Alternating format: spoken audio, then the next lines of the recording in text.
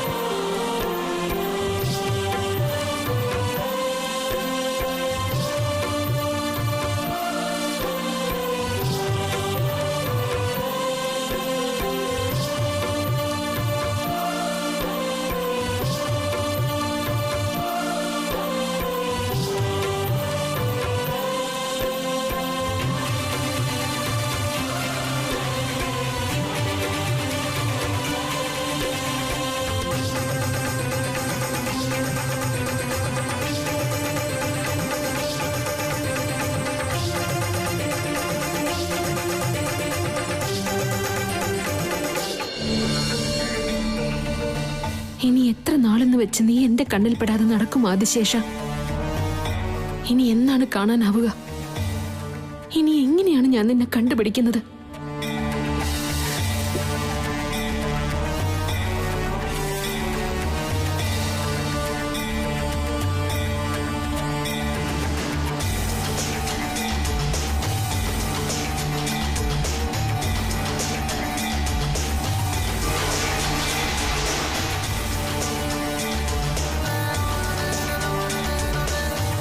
എന്താ മോളിങ്ങനെ ആലോചിച്ചോണ്ട് നിൽക്കുന്നേ? അത് ഒന്നുമില്ല ആന്റി, സമയായി, ഞാൻ പൊയ്ക്കോട്ടെ. അല്ല, എന്റെ എത്ര നേരത്തെ? ഇപ്പൊ നിങ്ങൾ ഞങ്ങൾക്ക് ക്ലോസ് റിലേറ്റീവ് അല്ലേ? 2 ദിവസം കഴിഞ്ഞ് പോവാന്നേ. അയ്യോ പറ്റില്ല, കുറച്ച് കാര്യങ്ങളുണ്ട്, പോയേ പറ്റൂ. അങ്ങനെ പറഞ്ഞാൽ എങ്ങനെയാ? ദമയന്തി, ആ കുട്ടി നിന്നെ പോലെ ഹൗസ് വൈഫ് അല്ലേ? ഒരു വലിയ ബിസിനസ്മാന്റെ മകളാ. ഒരുപാട് തിരക്കുകളുണ്ടാവും. അങ്ങനെയല്ല. I can understand. Thanks for coming. Pleasure. ഞാനെന്നാ പൊയ്ക്കോട്ടെ. വരൂ, ഞാൻ ഡ്രോപ്പ് ചെയ്യാം. വണ്ടിയിലാ വന്നേ. ഓഹോ, എന്നാ ഗേറ്റ് വരെ കൊണ്ടുവിടാലോ. വരട്ടെ.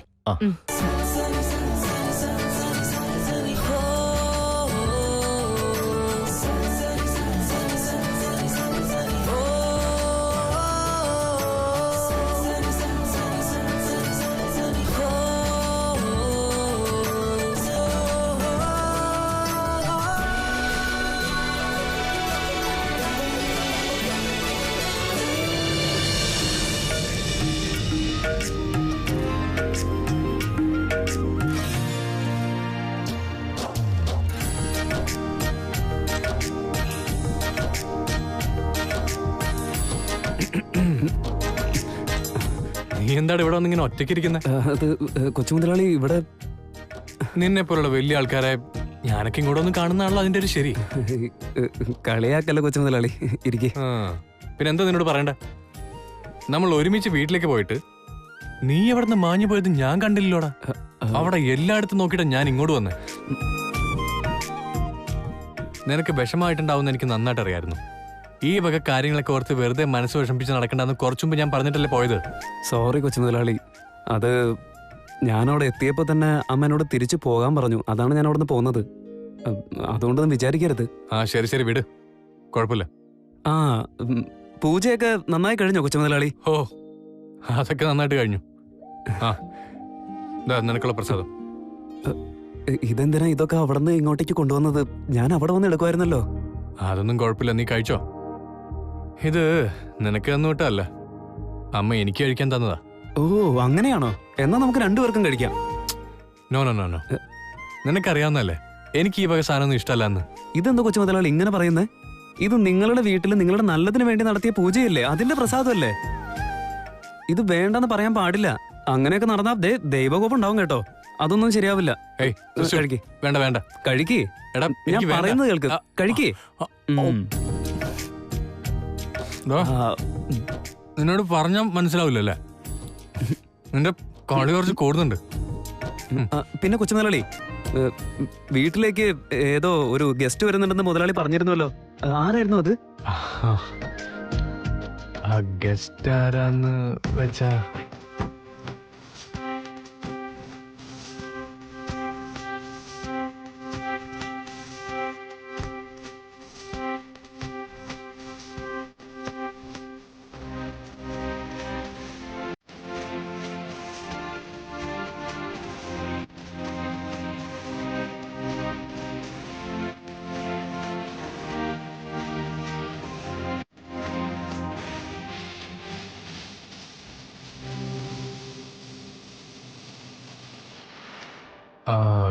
സ്പെഷ്യൽ ഗസ്റ്റ് ആരാന്ന് ഷീസ്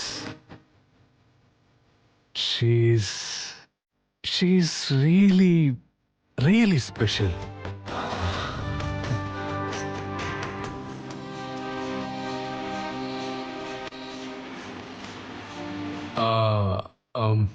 തൃശൂൽ, ഡാഡി പറഞ്ഞ പണി നീ ചെയ്തായിരുന്നോ?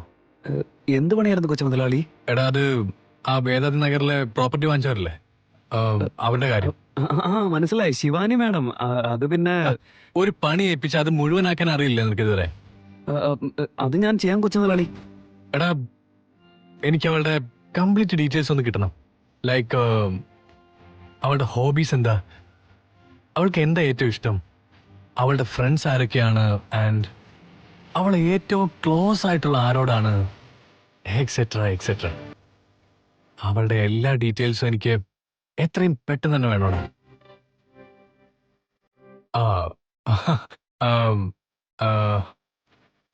ഇതൊക്കെ നിന്നോട് പറയാനായിട്ട് ഡാഡി വിട്ടു തന്നെ. അത് ഞാൻ ഏറ്റുവന്നേ. എനിക്ക് ഡേ ആൻഡ് നൈറ്റ് ഫുൾ പണിയെടുക്കേണ്ടി വന്നാലും ഫുൾ ഡീറ്റെയിൽസ് ഞാൻ തന്നേക്കാം.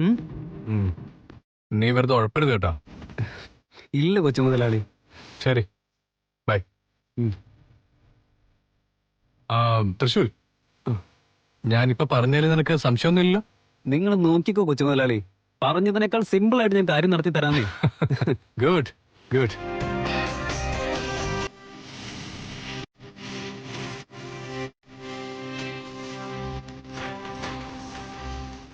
അവളുടെ ഡീറ്റെയിൽസ് പെട്ടെന്ന് സംഘടിപ്പിക്കണം.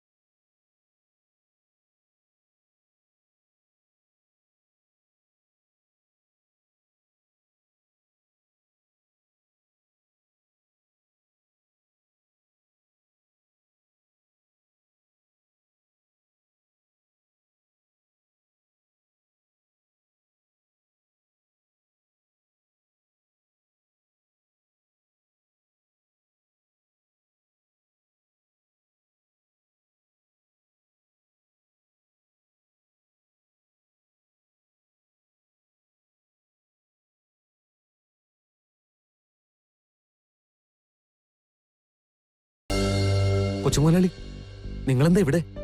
എന്താങ്ങളെ, ഇതെന്താ ഇത്ര ആശ്ചര്യത്തോടെ ചോദിക്കുന്നത്? ഇങ്ങോട്ട് വരാൻ പാടില്ലെന്നുണ്ടോ? ചേച്ചേ, എന്താ ഇങ്ങനെ പറയുന്നേ? നിങ്ങൾ ഈ വീട്ടിലേക്ക് വരുന്നത് കുചേലന്റെ വീട്ടിലേക്ക് ശ്രീകൃഷ്ണൻ വരുന്ന പോലെയാ. അല്ല, എന്താ ഇപ്പൊ കാര്യം? എന്തെങ്കിലും പ്രശ്നമുണ്ടോ?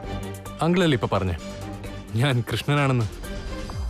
ഇവിടുത്തെ കുചേലിനോടൊരു കാര്യം പറയാനുണ്ടായിരുന്നു, അതിനുവേണ്ടി വന്ന. അങ്ങനെയാണെങ്കിൽ കൊച്ചുമുതലാളി എന്തിനാ ഇങ്ങോട്ട് വന്നേ?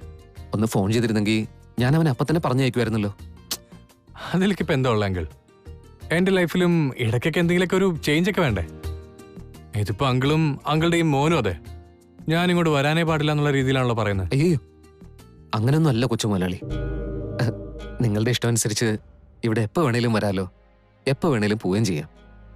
എന്താന്ന് വെച്ചാ ഈ വീടും ഈ സൗകര്യങ്ങളൊക്കെ നിങ്ങൾ മനസ്സറിഞ്ഞെന്ന് ദാനമല്ലേ എനിക്ക്. This is too much uncle. Uncle എന്തിനാ വെറുതെ ഇങ്ങനെ എന്നെ അണ്ടർസ്റ്റിമേറ്റ് ചെയ്യുന്നേ? നമ്മുടെ യോഗ്യത എന്താണെന്ന് നമ്മൾ മനസ്സിലാക്കിയിരിക്കണ്ടേ കൊച്ചുമുതലാളി? സി അങ്കിൾ, എനിക്കിപ്പോ അങ്കിളായാലും മധുവാന്റി ആയാലും തൃശ്ശൂലായാലും ഞാൻ നിങ്ങളാരും ഇതുവരെ വേറെ ആയിട്ട് കണ്ടിട്ടേ ഇല്ല. നിങ്ങൾ 3 പേരെ ഞാൻ എന്റെ സ്വന്തം ഫാമിലിയായിട്ട് തന്നെയാണ് കണ്ടിട്ടുള്ളത്. അങ്കിള് വെറുതെ അതും ഇതൊക്കെ പറഞ്ഞ് എന്നെ വെറുതെ ഇൻസൾട്ട് ചെയ്തോണ്ടിരിക്കുക. എന്നോട് ക്ഷമിച്ചേക്ക് കൊച്ചു മുതലാളി.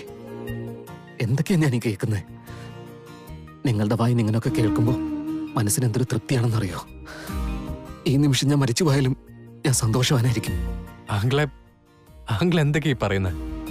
അതെ, എന്റെ ഫാമിലിയുള്ള ആരെയും ഞാൻ അങ്ങനെ പെട്ടെന്ന് മരിക്കാൻ വിടാറില്ല. അവനൊരു വിഷമമുണ്ടെന്ന് അറിയുമ്പോ ഇതൊക്കെ ചെയ്യേണ്ടത് എന്റെ കടമയല്ല അങ്കിളെ. ഓക്കെ? ദൈവമേ, മുൻകോപം ഒഴിച്ചു നിർത്തിയ ഗുണവും ലക്ഷണമൊക്കെ ശരിക്കും മുതലാളിയെ പോലെ തന്നെ.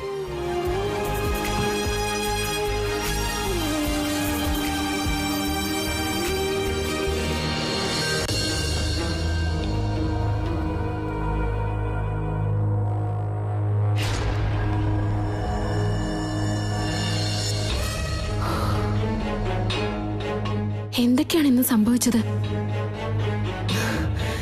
എന്തൊക്കെയോ സംഭവിച്ചു, പക്ഷെ അതെങ്ങനെയാണെന്നാണ് അറിയാത്തത്.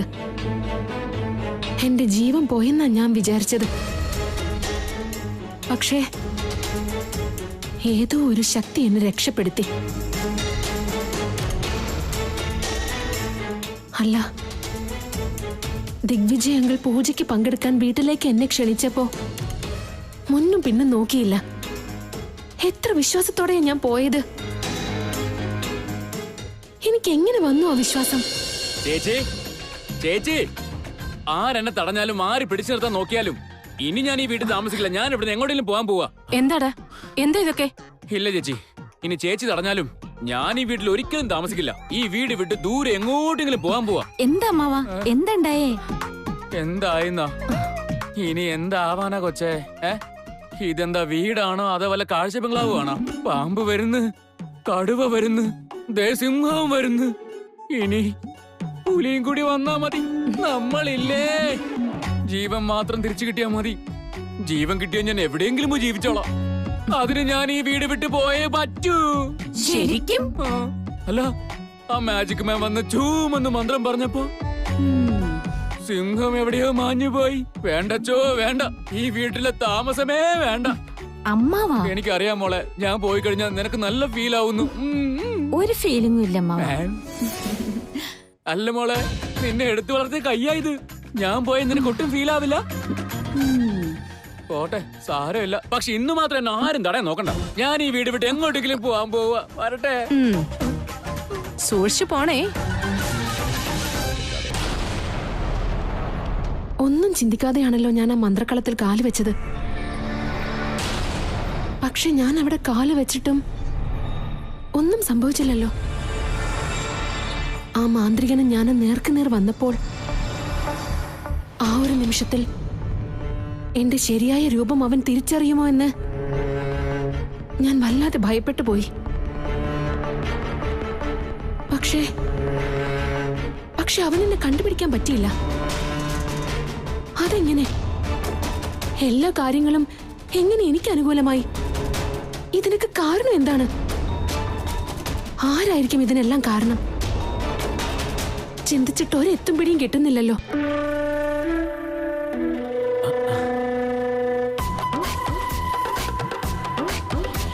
തനിഷ, ഇനി നീയായിട്ട് എന്നെ തടയാൻ നോക്കണ്ട. ഇന്നത്തോടെ ഇവിടുത്തെ താമസം മതിയാക്കാണ്. പോയി റെഡിയാവ്. എങ്ങോട്ടാ? എവിടേക്കെന്നോ? ഞാൻ എങ്ങോട്ട് പോണോ അങ്ങോട്ട് തന്നെ. അതിന് ഞാൻ എന്തിനാ വരുന്നത് ഇപ്പോ? ഇതെന്തൊരു ചോദ്യാ? ഭർത്താവ് ഭാര്യക്ക് ദൈവമാണ് മോളെ. എല്ലാം ഉണ്ടെങ്കിലാ? എന്താ നീ പറഞ്ഞതിനർത്ഥം? മനുഷ്യനൊന്നുമില്ലെങ്കിലും മിനിമം ബാങ്ക് ബാലൻസ് എങ്കിലും വേണം. അതുപോലെ നിങ്ങളുടെ കയ്യിലില്ലെങ്കിൽ പിന്നെ ഞാൻ എന്തിനാ നിങ്ങളുടെ കൂടെ വരുന്നത്? ഇങ്ങനെ പറയല്ലേ മോളെ. ഭർത്താവ് ഭാര്യക്ക് ദൈവമാണെന്ന്. പണമില്ലാത്ത കെട്ടിയോനെ ദൈവത്തിന് തുല്യെന്നല്ല പറയാ, പിശാചിന് തുല്യെന്നാ. നോക്ക്, നിങ്ങളുടെ ചേച്ചിയും അളിയനുള്ളതുകൊണ്ട് നമ്മൾ ഇവിടെ ജീവിച്ചു പോകുന്നത്. നിങ്ങളുടെ കൂടെ വന്ന് എന്റെ കഞ്ഞിൽ ഞാൻ തന്നെ മണ്ണിടണോ? ഗണേശ, ഒന്നിങ്ങോട്ട് വന്നേ. എടി പതുക്കെ പറ, ആരെങ്കിലും കേട്ടോണ്ട് വന്നാലോ? നിങ്ങളൊന്ന് നിക്ക്. എന്താ മാഡം? നീ ഈ പെട്ടിയെല്ലാം എടുത്തിട്ട് സാറിനെ കൊണ്ടുപോയി അടുത്തുള്ള ഒരു ഓട്ടോ സ്റ്റാൻഡിൽ കൊണ്ടാക്ക്. അല്ലെങ്കിൽ പാവം പെട്ടി ചുമന്ന് ചത്തു. നീ ഇതും കൊണ്ട് എങ്ങോട്ടാണ് പോകുന്നത്? ഓട്ടോ സ്റ്റാൻഡിലേക്ക്. ഇടി വേണ്ടെങ്കിൽ മുകളിലോട്ട് പോടാ. എന്തു പറ്റിയടാ? നീ പോകുന്നില്ലേ? എങ്ങോട്ട് പോകാനാ ചേച്ചി? ഓ, ചേച്ചി അളിയനെ വിട്ട് ഞാൻ എവിടെ പോകാനാ ചേച്ചി? ചേച്ചി, എന്റെ ചേച്ചി അളിയനും പിന്നെ എന്റെ പുനാര മോളും ഈ വീടും ഇതെല്ലാം എന്റെ സ്വന്തമാണെന്ന് തന്നെ ഞാൻ കരുതിയിരിക്കുന്ന ചേച്ചി. സത്യ പെട്ടെന്ന് പോടാ, ഇല്ലെങ്കിൽ ഞാൻ ഇവിടെ വീണ്ടും ഇറങ്ങിട്ട് വരും. വേഗം വാ.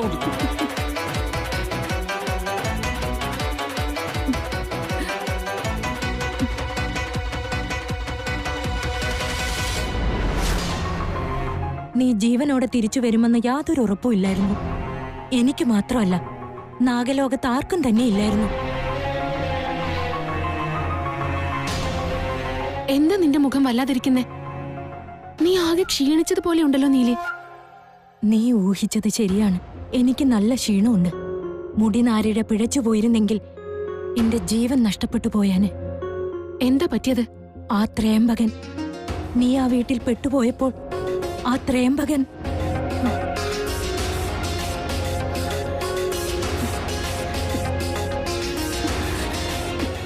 നീലി, എന്നോട് ക്ഷമിക്കൂ. ഇതിനെല്ലാം കാരണം ഞാന്. എന്നോട് ക്ഷമിക്കൂ നീലി.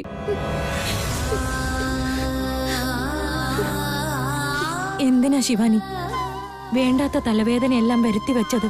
ഞാൻ ചെയ്തത് വലിയൊരു അപരാധമായി പോയി നീലി. ഞാൻ നിന്നോട് ക്ഷമ ചോദിക്കാണ്. ക്ഷമ ചോദിക്കല്ലാതെ ഞാൻ വേറെന്താ ചെയ്യേണ്ടത്? ഗുരുദേവൻ എപ്പോഴും ഒരു കാര്യം പറയുമായിരുന്നു. ഉപയോഗിക്കുവാനാകാത്ത സ്വാതന്ത്ര്യവും പ്രയോഗിക്കുവാനാകാത്ത ബുദ്ധിയും ഒരു പ്രയോജനവും ചെയ്യില്ലാന്ന്. നീ എടുത്തു ചാടി ചെയ്ത ഒരേ ഒരു പ്രവൃത്തി കാരണം നാഗലോകം മുഴുവനും ഇരുട്ടിലായിരുന്നു. അവിടെയുണ്ടായിരുന്ന എല്ലാ നാഗങ്ങളും മരണമുഖം വരെ എത്തിയിട്ടാണ് രക്ഷപ്പെട്ടതെന്ന് നിനക്കറിയുമോ? നിന്നെ എങ്ങനെയെങ്കിലും രക്ഷപ്പെടുത്തണമെന്ന് കരുതി വീരനും ശൂരനും ആ മാന്ത്രികനെ എതിർക്കാൻ പോയിട്ട് അവന്റെ ശക്തിയെ എതിർക്കാൻ പറ്റാതെ വളരെ കഷ്ടപ്പെട്ടാണ് തിരികെ എത്തിയത്. ഞാനും ആ മാന്ത്രികനെ തടയാൻ പോയതാ. പക്ഷേ അയാളുടെ ആ മാന്ത്രിക ശക്തിയെ എതിർക്കാനാകാതെയാണ് ഞാനും ഈ സ്ഥിതിയിലായത്. മറ്റൊരു കാര്യം നിനക്കറിയുമോ? നിന്നെ എങ്ങനെയെങ്കിലും ആ വീട്ടിൽ നിന്ന് രക്ഷിക്കണമെന്ന് തീരുമാനിച്ചുറപ്പിച്ച് നാഗമാത തന്റെ പ്രാണൻ പോലും പണയം വെച്ച് സിംഹത്തിന്റെ രൂപത്തിൽ ആ വീട്ടിൽ വന്നിരുന്നു. ആ മാന്ത്രികൻ നാഗമാതയ്ക്കെതിരെ ദുഷ്ടമന്ത്രം പ്രയോഗിച്ച് നാഗമാതയുടെ പ്രാണന് പോലും അപകടം വരുത്തി വെച്ചു. നാഗമാതയ്ക്ക് എന്താണ് സംഭവിച്ചത്? ഇനി കണ്ണീരൊഴുക്കിയിട്ട് എന്താ പ്രയോജനം ശിവാനി? നാഗമാത പഴയ അവസ്ഥയിലെത്താൻ ഇനിയും കുറെ നാൾ വേണ്ടിവരും. ഇങ്ങനെയുള്ള സാഹസങ്ങൾക്ക് ഇറങ്ങി പുറപ്പെടുമ്പോൾ ബുദ്ധി ഉപയോഗിച്ചു വേണം എപ്പോഴും ചിന്തിക്കാൻ, മനസ്സുകൊണ്ടല്ല. എന്തൊക്കെയാ മുതലാളിയോട് സംഭവിക്കുന്നത്? പണ്ടിവിടെ നടന്ന പോലെ തന്നെ ഭയാനകമായിട്ടുള്ള കാര്യങ്ങളല്ലേ ഇവിടെ സംഭവിച്ചുകൊണ്ടിരിക്കുന്നത്? അതെ നന്ദീശ, ഒരിക്കലും നടക്കാത്ത വിചിത്രമായ സംഭവങ്ങളാ ഇപ്പൊ നടന്നുകൊണ്ടിരിക്കുന്നത്. ഗുരുക്കൾ തന്ന നാഗനാശകം നമ്മൾ ഈ വീടിന്റെ എല്ലാ മൂലകളിൽ കൊണ്ടുപോയി വെച്ചിട്ടും നാഗപ്രവേശനം നടന്നിരിക്കുന്നു. എനിക്കൊന്നും മനസ്സിലാവുന്നില്ല നന്ദീശ. ഗുരുക്കള് വീട്ടിൽ വന്ന് പോയേ പിന്നെ ഞാനും അത് തന്നെ ആലോചിച്ചുകൊണ്ടിരിക്കുന്നത്. എനിക്കൊന്നും അങ്ങോട്ടും മനസ്സിലാവുന്നില്ല. മുതലാളി, എനിക്കെന്തോ ഒരു സംശയം തോന്നുന്നു മുതലാളി. നമ്മളിവിടെ ഈ പൂജ നടത്തിയതൊക്കെ ശിവാനിമയുടെ ഇങ്ങോട്ട് വരാൻ വേണ്ടിയല്ലേ? അവരുമായിട്ട് എന്തോ ബിസിനസ് കാര്യങ്ങളൊക്കെ. പക്ഷേ ഇത്രയൊക്കെ നടന്നിട്ടും ബിസിനസിനെ പറ്റി ഒന്നും സംസാരിച്ചില്ലല്ലോ. കൊള്ളാം കൊള്ളാം. അവൾ എന്നെക്കാളും വലിയ ഇന്റർനാഷണൽ ആയിരിക്കാം. ഒരേ ഒരു വർഷം അവൾ ഇന്റർനാഷണൽ ആണെങ്കിൽ ഞാൻ യൂണിവേഴ്സലായി മാറും.